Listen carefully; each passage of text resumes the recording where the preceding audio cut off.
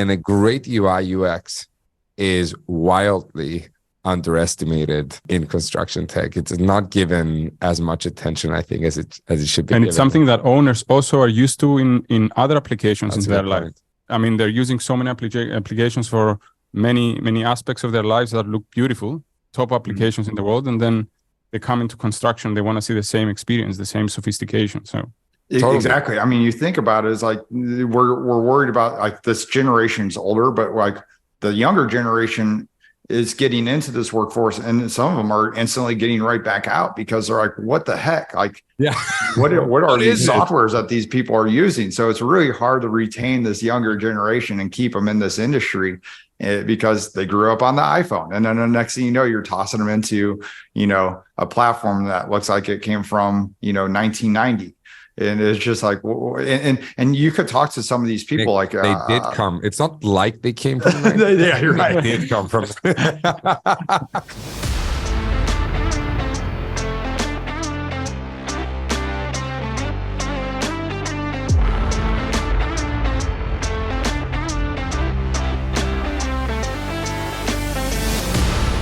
Nick, thank you so much for joining us. You know what? I'm going to let you introduce yourself. Please tell us what your name is, who you're with, who you represent, what your company does. Who I represent. All right, here we go. Nick Carter, founder, CEO of Ingenious Build. We're a project management platform to solve for the extreme fragmentation and all the manual administrative work in the real estate and construction industry. So yeah, that's what we're all about. What's the issue with construction and the construction? Why do we need digitization? That's a loaded question. I think at the end of the day, it's there's things being done manually today. It's just a high administrative burden on very talented people. But how do we get to the point of getting to automation and insights, right? And we're far away from that because we don't have, people will argue there's a lot of contextualized data. For me, it's like 10% of the information in this industry is contextualized, 90% isn't because it's living in Excel spreadsheets and PDF documents. And how do we get it so it's contextualized to create better insights? And one of my favorite things is actually referencing Waze.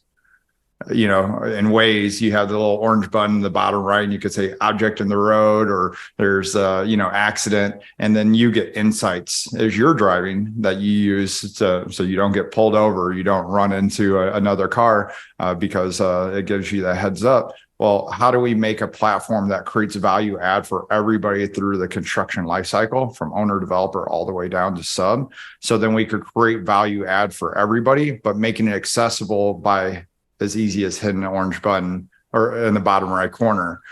So if I remove that orange button out of the bottom right and put it into another app, and I had to swipe out when I was driving and go into another app and say there was an accident, you'd have a first wave of attrition of users. And then you get a second wave of attrition of users when you got pulled over because people are given less insight. So that accessibility and value add for everybody through an entire workflow is critical to changing how an industry operates.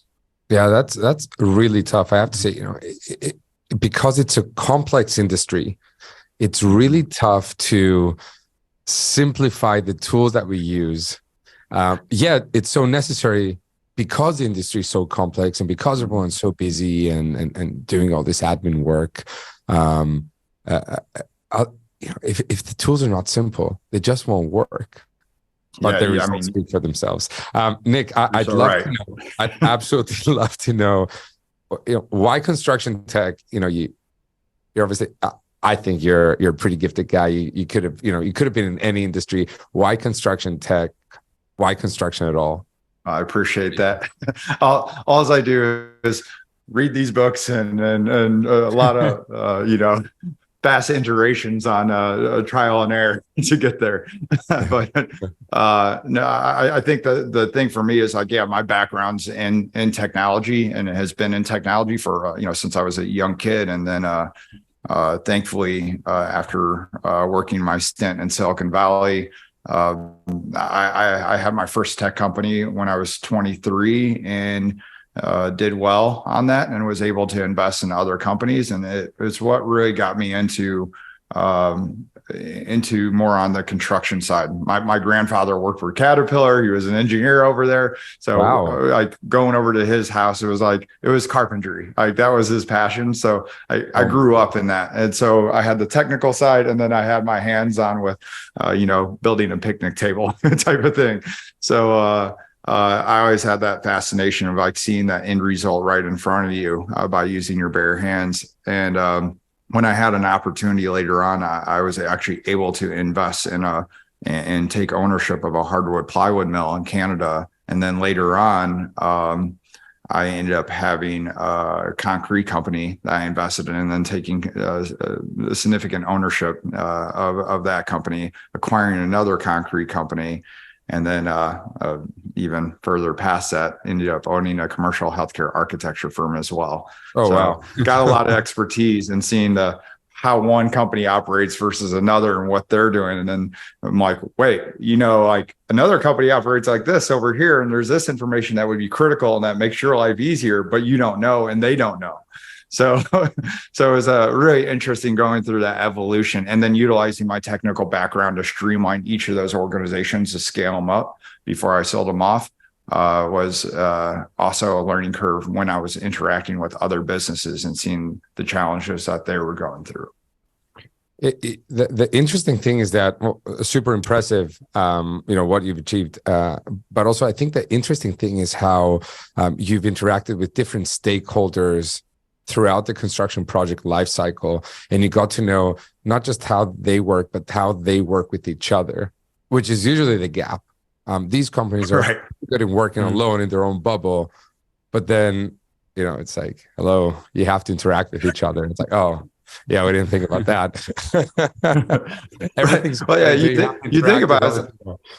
Yeah, no, you're absolutely right. I mean, like, it's crazy. We're supposed to be the most collaborative industry in the world, but yet we're still the most fragmented industry in the world, right? And the solutions in the market, what really drove me on Ingenious was they're all creating a what's in it for me for one singular party. Yeah. Right. And then that leads to problems from a legal basis and legal retention. So that means taking documents and storing into a folder and logging that 10% of the data into some system to try to track it.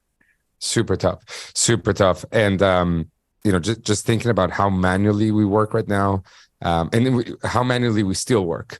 I think it's, I don't know. What do you think? Do you think construction tech has broken through the barrier and now the construction industry is digitized? Yeah. The nice thing is it's making headways. It's got people's attention, and it depends on the layer, right? Like if you're at the architecture side, it's clearly, they're utilizing Revit or ArchiCAD, those types of tools. They're getting into 3D modeling. There's still gaps on that side that they need to overcome to like really fulfill more data on the design. It's right now like a BIM model only has about 40% of the information, and 60% of the information is still done in a Word doc, right? Like that's specs, right? That's a big gap. But then when you get to the GC side, you'll see GCs in the US are utilizing, systems like a Procore, or they're using some sort of mechanism to track some of their individual items. On the owner developer side, you'll see, there's a legacy, older school softwares, but they're out there. Like, and people, I think the thing is, like, everybody we come across, they're hungry for more now. And at least at that top tier. Now, when you get down to the sub tier, it's a different animal. The sub tier hasn't been really solved, but it's really a hard battle to get in and move the needle there. So how do you get 700,000 subs to become technical overnight? And even a little bit into the GC side, on the SMB GC side, you'll still see quite a bit of opportunity there. And that goes into like generation, like, the father is now, we're getting to the point of retiring, and it's going to go to their son who's pretty much gone through school on an iPhone, right? Right. So now they're starting to say, okay, we can make decisions and improving how we operate, like what is out there. So yeah, it depends on the stage for each company, but we're seeing the momentum build, year over year. Yeah. I think what you said about the this being generational is super important. And if we also look at our industry, how the average age of anyone working in construction is over 45, that's pretty high for any industry across the board. And it's going to get progressively higher just because the population is getting older in general. And I think in order to stay competitive and to meet the demand that construction has, because if it's one thing we don't have is lack of demand. So in order to meet that, we're gonna have to find some ways to digitize. But I'll agree with you on that. It's certainly building momentum. There was a time, and it wasn't too far, and it wasn't too far back, 4 or 5 years ago, where we went and we spoke about digital drawings, and they said, "Oh, you can do that? You mean like Dropbox?" We're like, "No, FieldWire, PlanGrid. What is that?" And it wasn't that long ago. It wasn't that long ago. Absolutely. But I think, Nick, I think what you did was super tough, just from a a startup go-to-market perspective, right? You enter an industry that was overcrowded, and yet you shine through it. And I remember Ingenious from the very first days of launching, announcing the company, your initial fundraising. People heard and spoke about you. How did you do that? What's your secret? Yeah, it's always easier when it's just like the iceberg effect, where you're at the top and like, oh, it was easy. It was easy. It was, but it was interesting when I decided to start Ingenious. Like I knew like the first couple of years of it was going to be going through intelligence gathering, like really lean in, ask really good questions, get different people's views on how they operate, like all the way down to like the different process flows of construction, very granular, how's this architecture firm deal with submittals? How's this GC deal with RFIs? How do they deal with project financial? Like how do they deal with estimating? I just dig in on every single thing, look at their process flow, sit down with those individuals and go through their workday with them, right? And I remember I actually did a deck to myself. So who does a presentation to themselves? But like I had to convince myself that I'm going to spend. That's why we're so great together. I love that. Dear Nick. Dear Nick, exactly. It's like, but it was interesting because I'm like, if I'm going to spend the next 10 years of my life dedicating myself to this endeavor, like, you got to be on something that's a little bit, well, not a little, but something way more bold than what's being solved like in the industry now. It can't just be another fragmented piece that gets stacked into the pile, because that actually adds to fragmentation, right? And I was like, just knowing that, I'm like, people are going to think you're crazy to say that you're going to solve for the entire industry for the next 3 to 5 years. I literally put that in there. I was like, so if you commit to this, when people say there's no way it's possible, reference this page. Right. So, Nick, yeah. Did you have an entry point in mind? So when you were interviewing or speaking with the architects and the owners or yourself, did you see at the time very early on, an obvious entry point for Ingenious? For me, the entry point, because I had a look at the landscape of all the softwares in the market and where they stood. Procore has a name out there, eBuilder has a name out there, and I really analyzed their go-to-market strategy and the longevity of like where we're at from a percentage of market share, and then also who and what they're solving for, and what they were doing great, what they weren't doing well. And that's what really caught my attention when I saw like the leaders in the market were like 2 to 3% market share, and they're, 18 years in business. Now, some of them are like 20, 30, 25 years in business. And like, that's the foundation of what they're resting on, with a tremendous amount of technical debt. So that makes it hard for these organizations to be nimble. And they still have to chip away at the block to grab market share. So for me was, if I'm going to create a solution for all the different participants in the industry, I can't knock on 700,000 sub stores. That's going to take me 40, 50 years to get there. But the big thing for me was creating a viral effect, a network effect, where I could create value add for everybody. But where do I start that viral or network effect? And that's where I got into the big owner rep firms first. And why that was important was also not only going into owner reps because they touch the most amount of projects, but nobody actually solved a software platform for how they operate.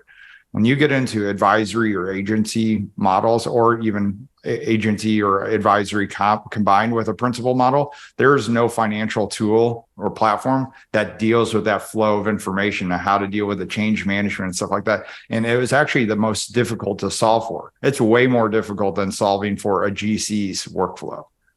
Yeah. So I knew if I solved for that, got in, and then made that from my viral effect distribution point, that's how I would be able to get market share. And then stage 2, that was going after the owner, developer, client side, because then you're getting the top tier of that market, and then knowing that you're propagating down. So when they go to bid, they're putting on the GCs, or when meeting minutes are being distributed, it's going to all the parties on the project. And then eventually it's like the Dropbox model.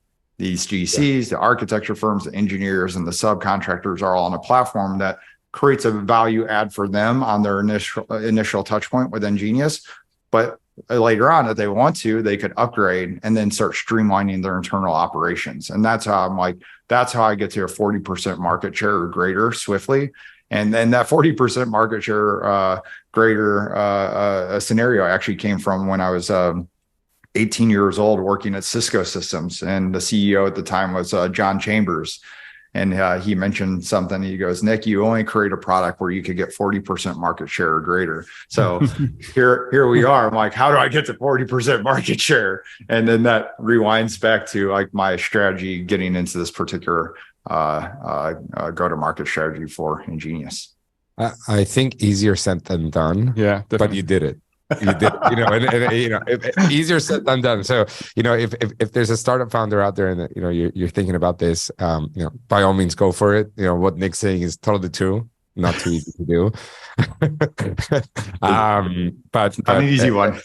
Yeah. But I think the thing is like, what is that end goal, right? Like, how do you get there, and then work your way back before just saying blindly, like, I want to change the construction industry and how to operate. It's like that's just a bold statement versus like, what's the plan to actually make that happen, and what does that mean, like, to change a construction industry. And I had to break it into phases on how to make that all happen. I'm sure we'll cross that path somewhere down this journey today.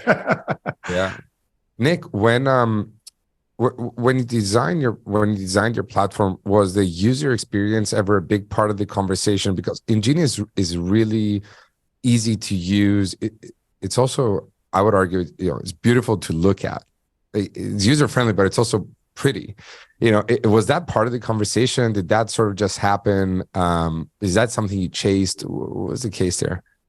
Yeah. I think that was one thing. Like, UI UX has always been like, it's a passion for me, and like, how do we get better? And it's even to this day, like, we get this almost every time we go through a demo, like, it's beautiful, like, this is awesome. And for me, I'm like, we could do better, right? Yeah. I have so many recordings from like our gong where I could just watch them, and everybody's like, this is night and day better than anything else in the world, from like from not only from a feature standpoint, but from a design and usability standpoint. I'm like, that's awesome. Like, super excited to hear. But in the back of my mind, I'm like, how do we do things better? And we we still today, like we analyze and look at like how a user progresses through a particular workflow and how do we make it better. In fact, we're going through a release on our RFP proposal process right now.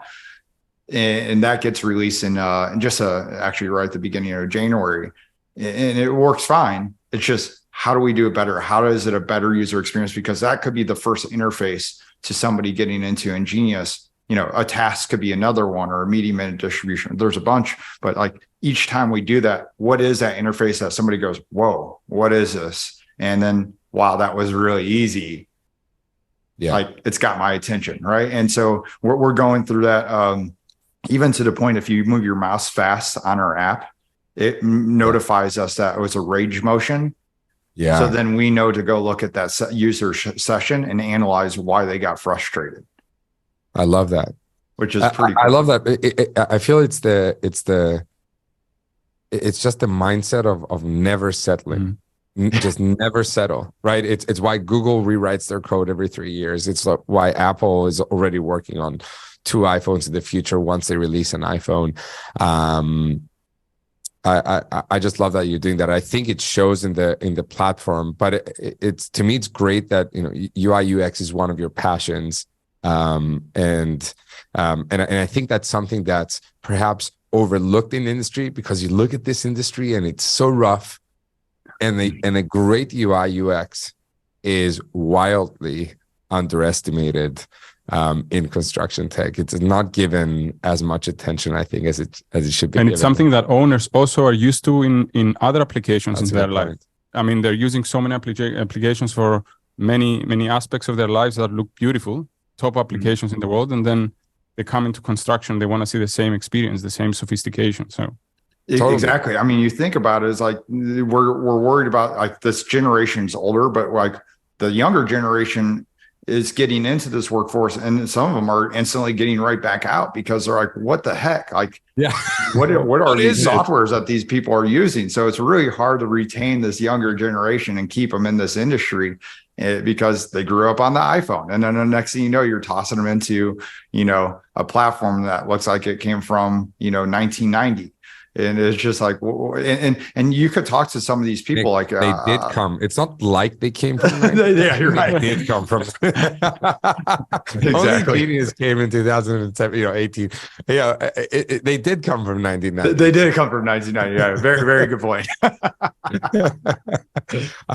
No, it was one of my problems. It was one of my problems when I started in construction. Right. It was I was like, what is this? I was blogging about Apple, and about tech when I was in college, just getting some ad money in, to take me through college. And, then I come back and enter in the industry from the client side, client rep. And I see, no one using tech in any capacity. I had a hard time convincing, one of my projects to use Dropbox. So that was the state the industry is in. But it's changing a lot, and it's great. So on that owner discussion, it wasn't always that owners were interested in purchasing their own tech, using the technology. It's a wildly different picture today. What do you think has changed? How do you see owners changing now? Well, I think the thing is, if you're an owner and you're going through any real estate development cycles, or like building out your a new building, to, managing fit outs, or even rolling up information from PM firms that you're working with, right? Like, what's going on through, your entire portfolio throughout the globe, or even on a regional basis. And doing it in a very intuitive manner. Like that hasn't been done. It's always just lobbing over, PDF reports on a weekly basis, and then somebody having to parse through and then aggregate information manually over and over again. And it's just a delay of getting good insights. And then not only that, you're not getting any intelligence over time, right? Like how do we do things better? And it's really hard to do things better when everything's top of mind, and from the last project and what's done in Excel, right? Yeah. So, like, what is there any patterns that we could get out of doing a project over and over and over again? And are we seeing any trends? Like what happens where 30% of all of our change orders are coming out of MEP? Well, what can we do to address that? Can we spend a little bit more money on the on the engineering docs or on the drawings to or on pre-construction? I'm making on the pre-construction side, to just get that information fulfilled to reduce your risk moving through a project cycle. And that's a very easy, very simple use case to solve for. It's simple on Ingenious, but there's a few layers below that of details from those change orders. Well, there was a change order, but that originally came out of an RFI, and here's all the information behind that's contextualized. There's a lot more data, I would say peeling the onion scenarios where we could turn around and aggregate that data and present it back to start really moving the needle on these organizations. Right now, they're flying blind, and almost everybody's flying blind from that standpoint. Oh yeah, absolutely. And it's a bit of a chicken and an egg problem as well. It's the contractors are saying, well, I'm not going to implement any technology unless the client tells me. The client doesn't know enough typically about construction to ask for any technology.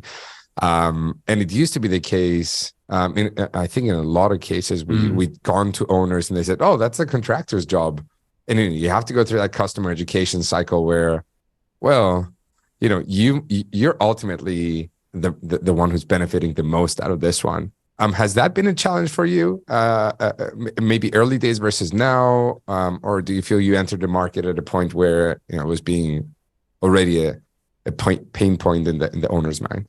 So the interesting thing is we'll hear it in all directions. We'll hear where the owner's yeah, let's go ahead, let's do it, and then you'll hear another one where oh, we lean on our GC, or the GC's the owner dictates to us what we got to use, and the architect's well, we're beholden to architects are more beholden to the clients and to the GCs than anybody else.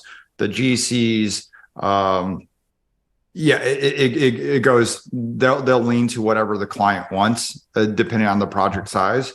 The owner rep firms get into a scenario where they're beholden to the client to some degree, but now they're coming up and saying they're hearing that their clients don't have a great solution. So part of that differentiator is coming to the table and saying, hey, here's a platform, Ingenious, that now will connect what we're doing to what you need. And it's all going to be automated, and that starts moving the needle. So that's where we're starting to see a lot of momentum right now, is that upstream clients getting onto the platform. There was a couple of really big companies this week that jumped onto Ingenious through that.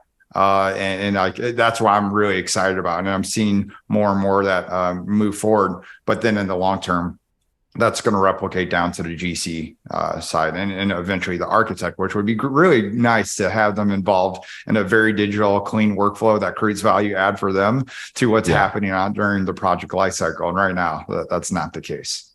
It's tough. I feel like the architects and the engineers are perhaps in the toughest spot here because they are truly beholden to the other stakeholders. They can just be a hand raiser, but not really a decision maker in that process. Yet these tools are so incredibly useful for them, which I think is partly why the construction industry hasn't been too influenced by them. It's the contract structure. But I'll tell you something, Nick, that I didn't see coming. I thought that once the owners saw how useful and valuable these technologies are for them, they'd want to implement them. And I think that was partly the case. But I think what's also happening is the owners are now saying, wait a minute, I think I can do this. I think I can, do management contracting, or I can be the GC, or I can vertically integrate here. And something that we're seeing, at least in EMEA quite a bit, is a lot of owners vertically integrate, getting their own in-house project management, construction management, supervision, quality control teams. Is that something that's happening across the globe for you? Is that something that's happening in a particular region? I just didn't see that angle coming, to be honest with you. Yeah, no, it's interesting. I have seen it. It's just it's hard to tell at what scale, because, you know, a lot of the larger organizations have their own in-house PM teams, but even the very large ones still reference or utilize external, because projects could ebb and flow based on their capital planning, you know, on a yearly basis. So it'd be really hard for a lot of the big ones to say, yeah, we'll just do it all in-house. So there's normally some sort of balance, but we're still stuck with this massive limiter of lack of talent in the industry, like to be able to actually fill all these jobs. So if you think about this, so like and this is a little bit into the Ingenious playbook, is like, we're here to create the Formula One car, Mercedes. Like, everybody could drive the Formula One Mercedes car, and there you go. But the differentiator is how you attain, retain, and train your staff, right? Mm-hmm. These are the drivers. Like, you got to train your drivers. You got to make sure they know how to drive the car. You got to give them the tools necessary, and then you stick them in the Formula One Mercedes, and you're going to win every time, right?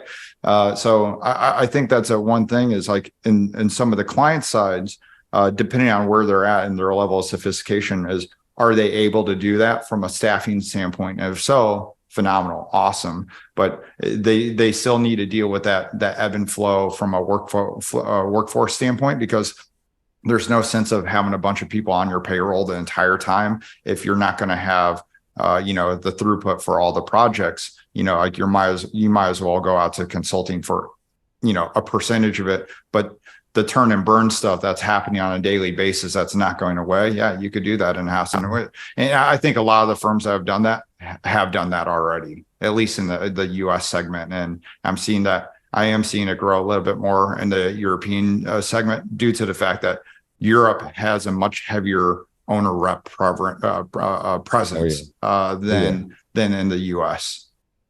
Right. Much more bureaucratic as well.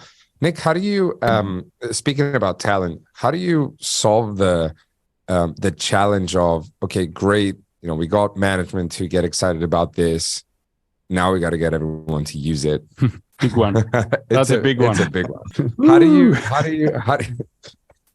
How do you solve for that on a consistent basis as well, right? It's not just, use it once. It's like garbage in, garbage out. How many failed implementations we've seen because of that? Yeah. The platforms look great. Everything looks great in the meetings during the pitch, and then, time to input information for people to actually use it. Yeah. Tough one. It's really interesting. Yeah, I think a really good one for us, because I would say there's a couple like really good ones, like Cushman Wakefield and Colliers. Like, they got in pretty early with us, so we went through some failed attempts on like early on of like training and ramping up. But they're all aggressive to say, like, we see the future here. Like, let's work with you guys and figure out how to do the proper training and go from there. Thankfully, a lot of other companies that are coming on after that are benefiting from like lessons learned through that. But we kind of divided it up in a few different ways, from like how we do what we call an accelerated experience. I think you guys just were going through accelerated experience yourselves, but it's like, how do we shorten this so we could really ramp up like the entire project lifecycle in a few training sessions, or in a worst case, like our thorough accelerated experience is 6 hours. Our light one is 3 hours, right? So then you get a really good grasp of how Ingenious works. And then the light goes off to say, okay, I see how this would actually impact every single day on how I operate. This is why I'm going to use Ingenious. So there's that aspect. The other one is internally, what we've seen is how they market and say, we've analyzed this. We've seen how people get fully adopt Ingenious. If you commit to using Ingenious in your first month, you will save at least 2 to 3 hours per day. That's just in your first month. So spend the time now for that ROI for the rest of your life, in your job, right? And then it's only going to get better from there. That ROI gets better and better as you become more of an expert in Ingenious.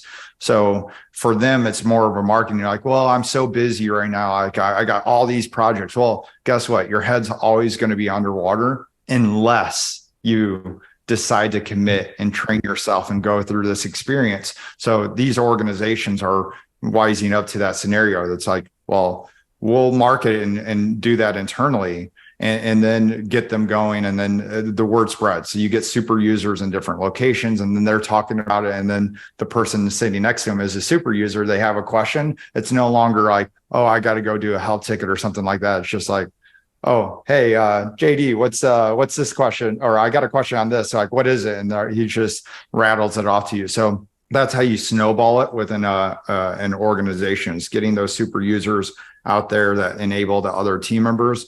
And I think the other thing, at least early on, was getting buy-in with like the PMs, not just say, hey, get the top like owner or the owners of the company say, hey, this is the future.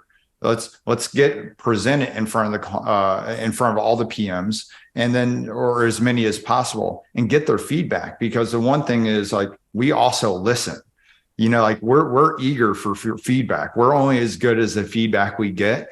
So when we listen to it and we get it and we execute on it, and then they see that we did so, well, guess what? They're like, wow, like, not only do they listen, what I suggested is now on the platform, and I have ownership in this, right? Yeah. So I know that's the truth about you, because you are involved in almost every part of the conversations, of the customer life cycle, the customer journey. And I think it really shows how much you care as a founder, but also how much you care about the industry and about your customers. So I think that's we hear this. Oh yeah, we actually listen from many people. But I'm here to say, yeah, absolutely. I see that, through and through. Sometimes I remember when I bought my apartment from a developer here in Cyprus. The company's doing like 300-400 million. He had no reason to be in that room with me, tiny little apartment. He was there every single sale. He wanted to hear from the customer. He called me after I got the apartment. Hey, how was it? How did you enjoy the experience? I'm like, you've been doing this for 45 years. Why do you still care so much? Like, yeah, absolutely. This is my passion. It's what I love to do. Exactly. I love that. I love that mentality. I think that's, just going through that, even myself, I went through a move, and those little things, like even putting the Cat 5 or like putting the power outlet, 6 feet up on the wall instead of down the bottom, so I don't have to punch holes in the wall. Like, thank you for listening, because you could still go into new homes today and then see that they didn't do that. It's like, well, what are you doing? Like what are you doing to your, like, something that tiny? It just becomes a little bit of that extra burden. But it was interesting. Just yesterday, I saw something going through from an initial sales call that we went through, and a lady that leads for actually a really big organization said, love everything you guys have. There's one thing that really would help us, and it was dealing with task and templates for task and doing grouping of tasks, like, so you could set the milestones for a project. And I was like, that's actually a really good idea. I love that. Mm-hmm. And so, and this just happened a few months ago, and I just messaged her yesterday. I was like, hey, by the way, that feature is already in dev. Like, it's being released right at the beginning of the year. I'm letting you know, first and foremost, before any release notes, that I appreciate your feedback, and here's what's coming. And then I just sent it over to her. So it's cool. I love that. And not only that, that started really, really early in the journey of Ingenious. I'm like, there's no way one person solves for this industry. There's no way. Like, it's just like, that would be insane. Like, all I am is an aggregator of information and just executing on it as best as I possibly can, as fast as I can. And I don't want it to be, because I lived this through my other companies, was having a recommendation for a piece of software, and then they sometimes listen, and I don't know if they're really listening. And if they did, it was 3 or 4 years later to find out that they finally executed. I'm like, that's not accelerating my company. That's, you guys are like, your software companies that are supposed to be enabling my business. And right now it feels like you're more of an anchor to my business than an accelerator. And I never wanted to be in that position with my customers, to have them in that, feeling that same position I felt, when I was going through with my companies. I have to say, I love how, I love the way business is transforming, meaning how we're, our companies are trying to provide an accelerated experience to the customer versus the old mentality being, yeah, let's put as much headcount as we can on this, elongate it as much as we can so we can make as much money as we possibly can. I think the consumer is catching on to that really fast, and the market disruptors are so are they, and they're being more and more vocal about it. And I think that the winners of tomorrow are the ones that offer these accelerated experiences. Mm-hmm. Presumably, I'm sure that some big guys are sitting there laughing, saying these guys are not making as much money as they could. But we'll see. We'll see in a few years who provides a better customer experience and how that pays off. And I'm pretty sure it's going to pay off big time. So we have a pretty crazy. We got some really amazing, mind blowing stats. So anybody that goes through accelerated experience with Ingenious becomes a client. Yeah. Like think about that. That's crazy. Which is crazy, right? So and think about this is like you could have gone through a proof of concept. And where you're like, okay, well, let's just try this on a few projects. Well, how long do these projects take? Some of them could be years.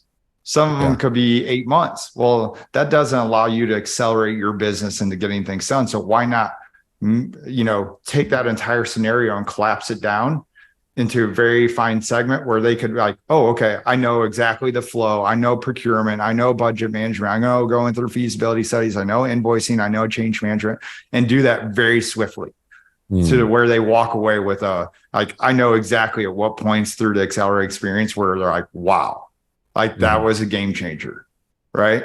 It happens. There's only 6 on the full blown one. There's only 6, but I know right at the end of session 2 and at the end of session 5 and then at the end of session 6 where I'm like, that's the time where people are like, okay, I see the light. This is a complete game changer, right? And how do you walk away from that to say that we shouldn't do this?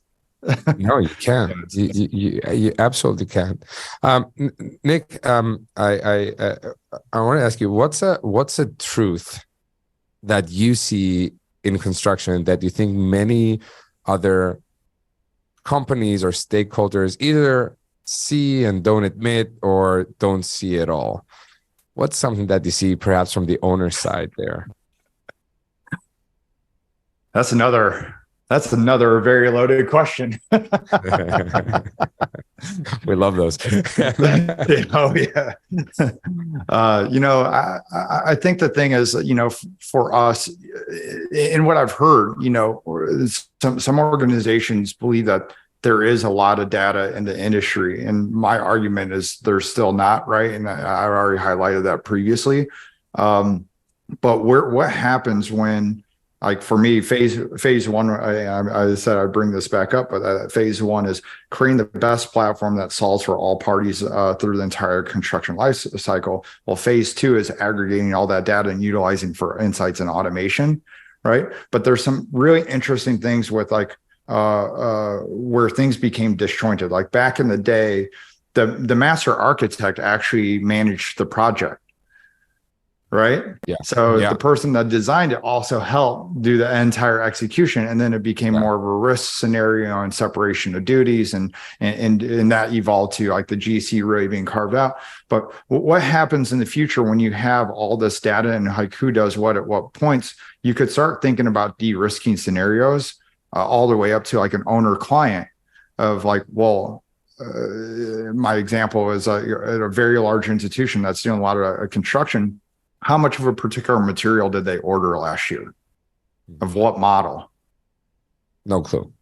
No idea. They have no idea. So like you start looking into these things is like, well, how could we de-risk our position where they could contractually negotiate with, some of these big manufacturers and get better pricing?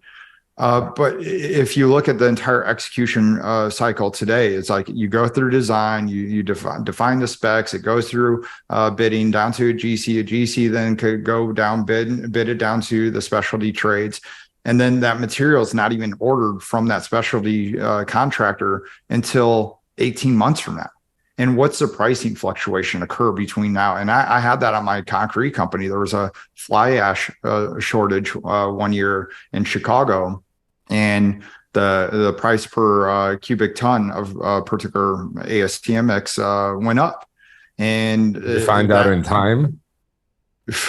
It ended up becoming a project where I don't think we made any money on, but you could have lost a lot of money on it. And I saw that Nick, happen. at which point did you realize you lost money? Was it a month in? Was it like at the end of the project? Well, so thankfully on that one, I had my software in place. So I literally had the first iteration. What I was really driving through on the subcontractor was I had my house in Arizona. I want to be in Arizona and then log into a project and see, are we profitable? Are we behind the red line, or are we in front of it? Are we operating in the green? So I knew based off of workforce out in the field, the crews, all my costs, and I was just looking to see if we're ahead or behind at all times. And to take a step forward, I remember going back into Chicago to a GC, and we're doing the super Walmart project. And I showed the GC, I was like, let me show you how I'm monitoring the project. He's like, you got 23% margins on this project. He's like, that's better than ours. He's like, we're in the wrong business. I was like, no, you're just operating incorrectly. Yeah. Right.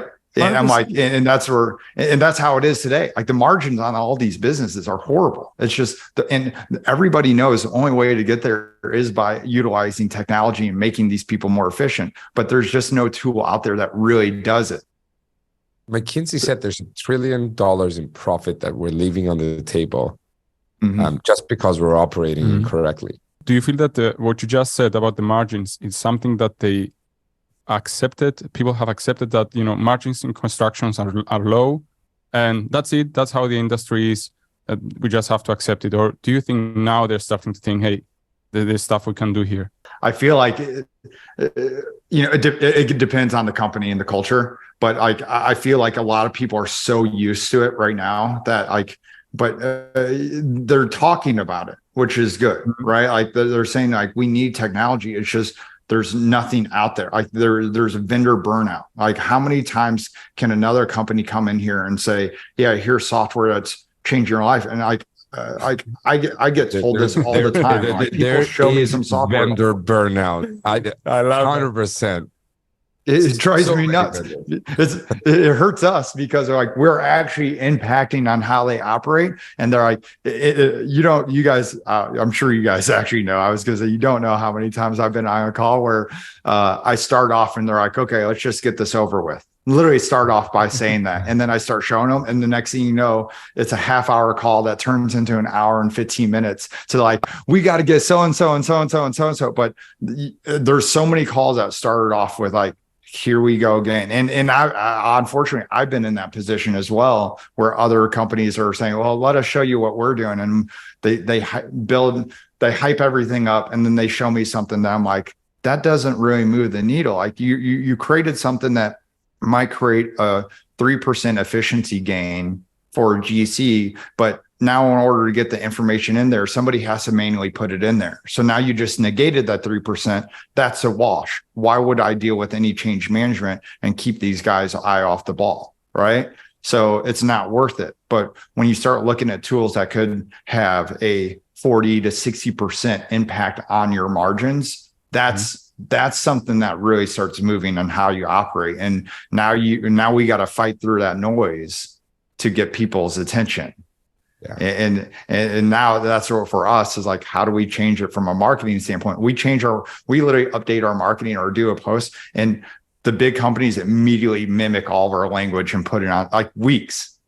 Like, why not? I have a mantra of who scrapes our websites. From eBuilder to Procore, they scrape our website every single day and grab our marketing. And then we see like AECO. Nobody used AECO when I started.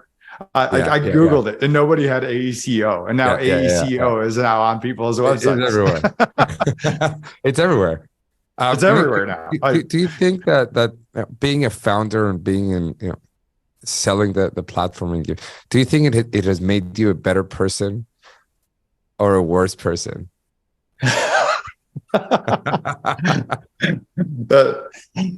These are great questions. Where I'm coming from. It's like sometimes it resonated with me, you know, when you said, you know, this is an experience that I've had, you know, when I'm sometimes sitting in, you know, to make a software decision, and I'm like, okay, here we go again. Maybe it's another Gong, maybe it's another Salesforce, maybe it's another, you know, and we go through these things. Being out there selling an innovative product, do you feel it has opened your eyes perhaps to, you know, to being yourselves a more innovative company, or you've sort of taken the approach where you know, there's no innovation anywhere, it's all a bunch of BS, you know, I'm just going to do it on Excel, yeah, everyone's right? What's your no, that definitely that last part definitely does not happen with me whatsoever. I'm all about pushing innovation. There is no doubt in my mind. I have a very vivid, clear path to getting this industry to where it needs to go. There's like, I see it. I know that those phases, I haven't wavered on them. Like it still holds true today. It's just, how fast can I get there? I always want to jump to Z, but you can't get there without going through, like you can't do a lot of automation and AI and ML stuff without having good contextualized data, right? Yeah. I can't build a building off of 60% accuracy. You know, like, it sounds great. Like you hear this over and over again about utilizing AI and ML, and you could do it in some areas, but it's not through the execution of construction right now. And we're going to get there. And that's my objective, is to like getting as much automation insights to these people instead of them doing manual administrative work and plugging away at Excel spreadsheets, to just have insights and make decisions off those insights, right? So that's happening. You know, like we're executing on that. There's no doubt in my mind. But going back to the question is, does running a startup make me a better person? That depends on the day. Well, there's some days I'm like, whew, like that was that. But you know, I started this journey. I had no gray in this beard, you know. So and my first hire, JD, who was a good buddy of mine for years, we did MMA together. Like we fought each other. Like, and the reason why I hired him is because I knew how relentless he was. Like he doesn't stop, you know, and that was my mentality as well. I'm like, I want to hire people that don't stop. Well, he's now bald. He's since this, so like, there's been some stress through this. So I don't know what one's worse, is getting grays through my beard or going bald. But I think at the end of the day, it makes you grow. Like every company I've had, I've learned a tremendous amount from, you know, operating a hardwood plywood mill or a concrete company, or, you know, an architecture firm. There, you would think it's business. It's like there's so much that you got to unpack out of each one. Like in architecture, I was like, well, what is a proper way of running an architecture firm? I ran a service-based organization on the technology side, so it's similar. Like there's utilization rates, there's billing ratios, all this stuff. But I'm like, how does this industry operate? And I remember looking at books. I think there was only like 2 or 3 books on how to run an architecture business, and one of them was like one of the better ones was from a guy that was an executive from Gensler, right? And they had the ratios of how their billing ratios and all this stuff, but it was very, like for me, actually very antiquated compared to what I knew on the tech side. I would say out of being a startup founder, this one going to like the global SaaS startup is probably the most challenging, hands down, that I've ever done. You know, from you're dealing with different cultures, dealing with different divisions and how they operate their mentality. But along the way is like my entire company is about, I emphasize growth, and you hear this all the time from all companies, is like growth and friction. So I don't care who you are at Ingenious, you could apply friction to anything I say or do, right?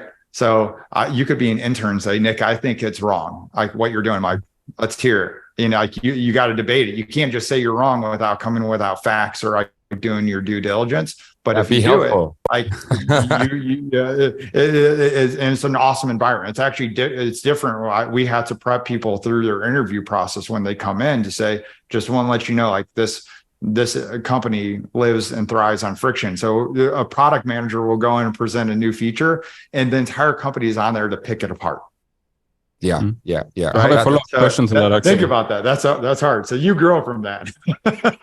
Oh yeah, and the gray hair grows from that too. And but I'll say, maybe gray hair on the outside, stronger on the inside, is perhaps the motto there. I have a follow-up question. Speaking of founders, Nick, do you see a particular profile of founders and say, this kind of profile will succeed in construction tech? They will succeed in having an impact in this industry. Is there a particular profile that you think, this is the kind of founder you need to be in order to have an impact in this industry?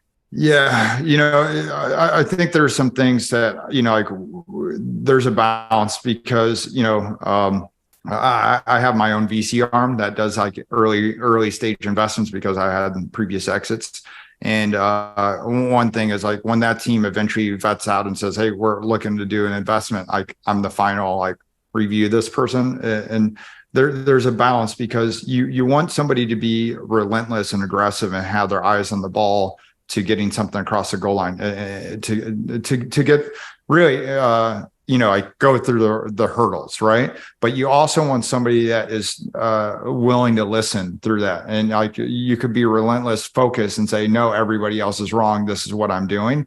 But there's a balance between it's a battle with your ego all the way through, right? Like you're a leader, you're building, everybody's looking at you. But then you also have to say like, well, no, I'm not always right. I'll come out and say, I'm not always right. Nobody's ever 100% right. So you learn through this, like through all these books, and there's plenty on my Kindle as well. As like you look back at history where like Henry Ford ended up becoming like the leader, for in the automotive side, but from dealing with this or creating the assembly line. But later on, everybody was referencing him for like the economy, making investment decisions, and a lot of his advice was actually really bad. Right. And it's because the ego got to him of creating this massive company that was succeeded. And I think that's the one thing is, where friction really thrives for me is understanding that, like you got to listen 2 ears and 1 mouth and use them wisely scenario. And that's what I'm looking for. Like when it comes to other founders like that are making an impact, like there's some cool things and some other founders I've come across and I love their products. I love their strategy and I listen to them wisely. I ask them questions to see what's working well for them. And then there's times where like they're unicorn companies. Some of these are unicorn companies already.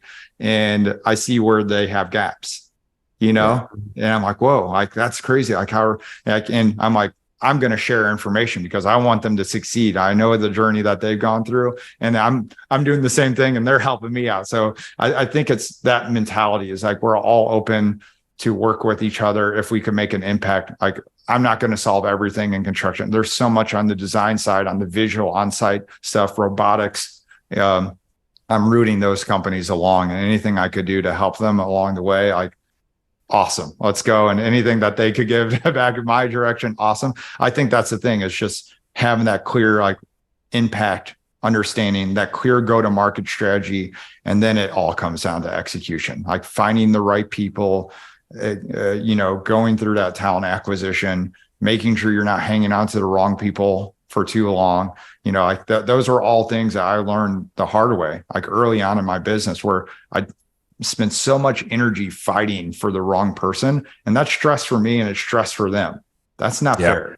Right. So like, and early on, you're like, no, I really want this person to succeed. I spent time and energy hunting them down and doing this, like they got to work out or like the business is at risk. I'm like, well, the business is at risk if I spend all my time and attention doing that. So you see that through how these other founders are operating. Are they hanging on too long or do they have a clear go-to-market strategy?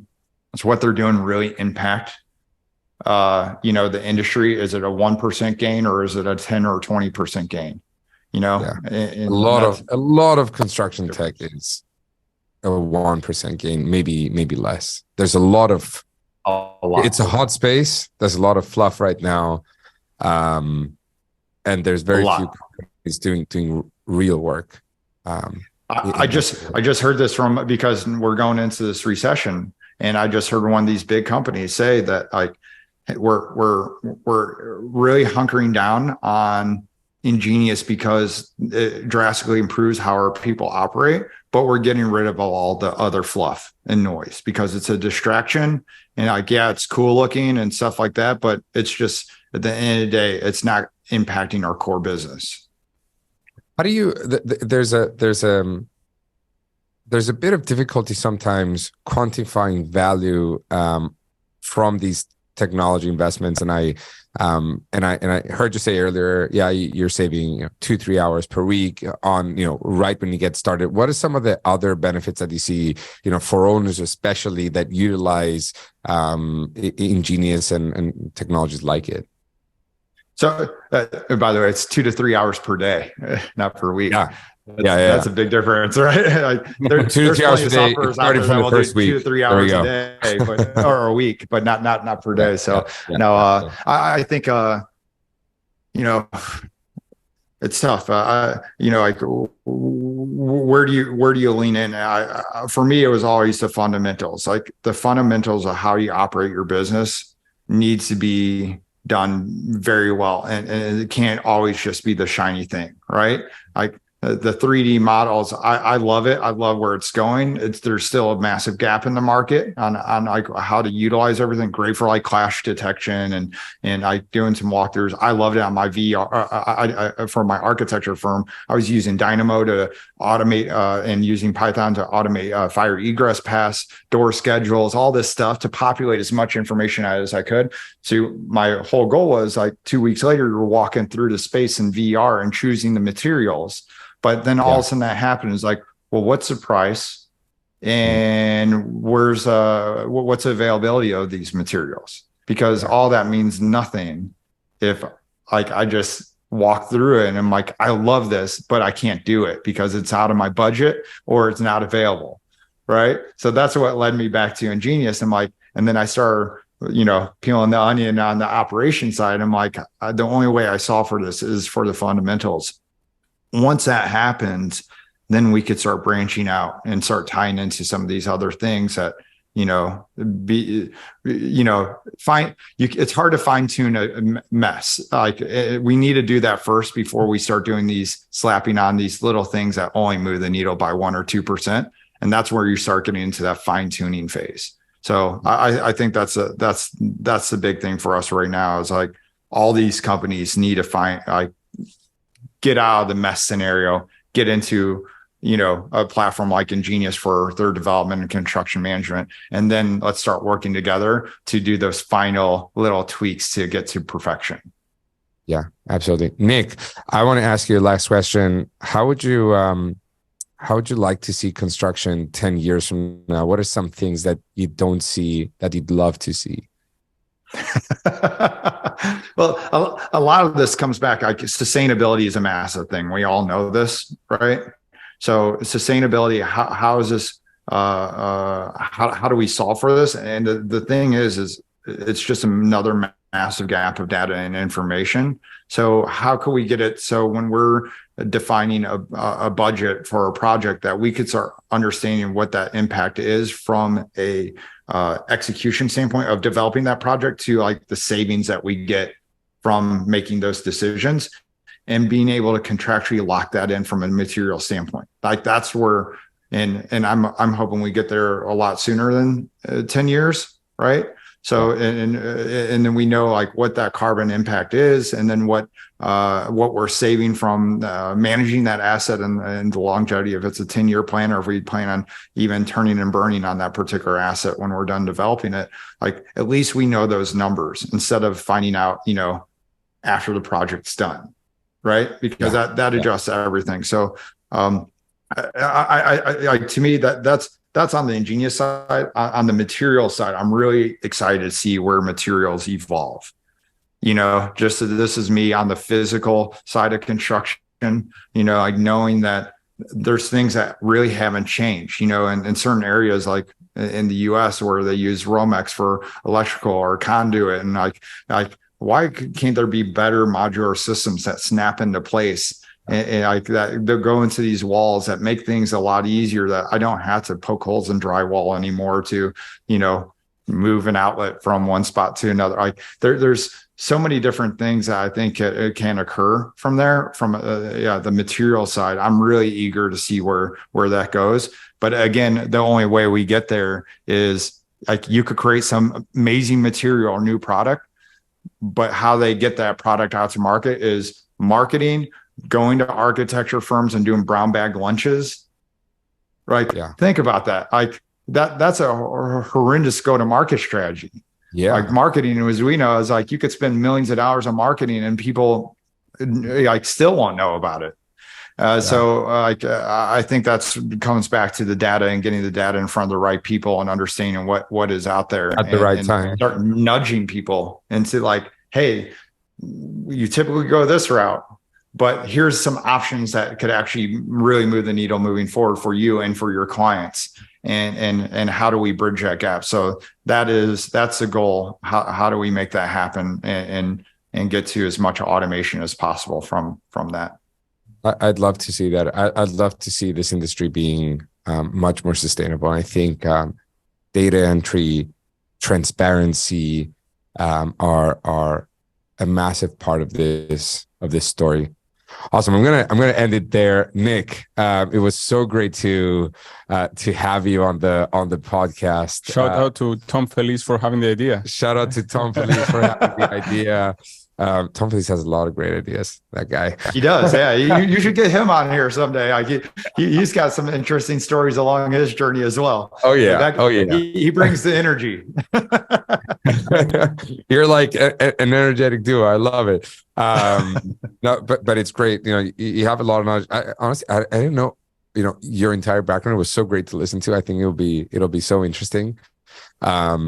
And I'll say it was my most interesting, founder podcast. It was a lot of fun. We have to cut that out. Well, I was going to say, I feel like I need to return this. I'm going to come to our. Man, I'm going to come back and ask you guys. I feel like I got a bunch of questions for you guys, and I feel like there's a similar journey down there. So you guys let me know when you want me to come back and we'll do it on your podcast. Run this.